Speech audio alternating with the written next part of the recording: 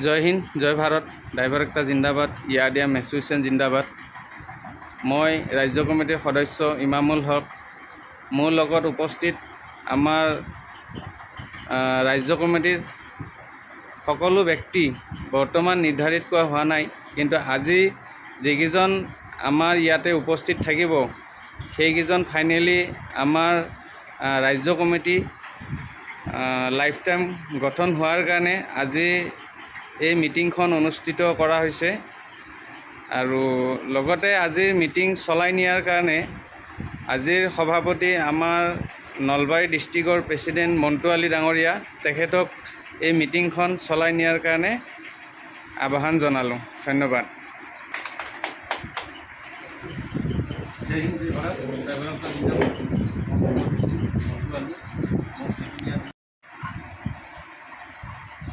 আজি উপস্থিত সকলো ব্যক্তিকে বহুত ধন্যবাদ, যিহেতু আমাৰ ৰাজ্য কমিটিৰ ফালৰ পৰা ৰবিবাৰ 29 তাৰিখে আমাৰ ষ্টেট ডিষ্ট্ৰিক্ট কমিটিৰ পৰা যিটো আমাৰ ৰাজ্য কমিটি নিৰ্ধাৰিত কৰা অনুষ্ঠান আছিলে, সেইটো কাৰণে কিছুমান আমাৰ ডিষ্ট্ৰিক্টৰ ব্যক্তি তেওঁলোক আহিব পৰা নাই। বাকী আমাৰ ষ্টেটৰ দুই এজন ব্যক্তি তেখেতৰো পাৰ্চনেলি প্ৰব্লেমৰ কাৰণে আহিব পৰা নাই।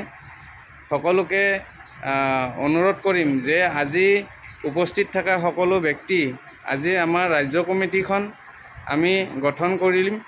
আৰু লগতে আহিব লগা 13 তাৰিখৰ যিখন 13/7/2025 জুলাইত অনুষ্ঠিত হ'ব গুৱাহাটীত ৰাজহুৱা মিটিংখন, তাৰে বিষয় আমি সম্পূৰ্ণ দায়িত্ব আমাৰ আজি উপস্থিত থকা ব্যক্তি সকলোৱে সেই দায়িত্ব গ্ৰহণ কৰি আগলৈ আমি ইয়াডিয়াম এছ'চিয়েশ্যনৰ সম্পূৰ্ণ দায়িত্ব লৈ আহিব লগা মিটিংখন সকলোৱে মিলিজুলি আমি মিটিংখন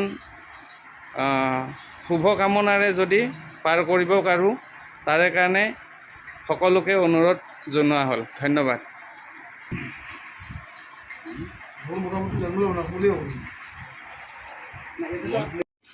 কোনটো কথা কি আগতে কি হৈছিল নহৈছিল কি কৰিছিল নহৈছিল, কোনো মানুহ কিবা অসুবিধা থাকে একদিন সেইটো বেলেগ কথা। কোনটো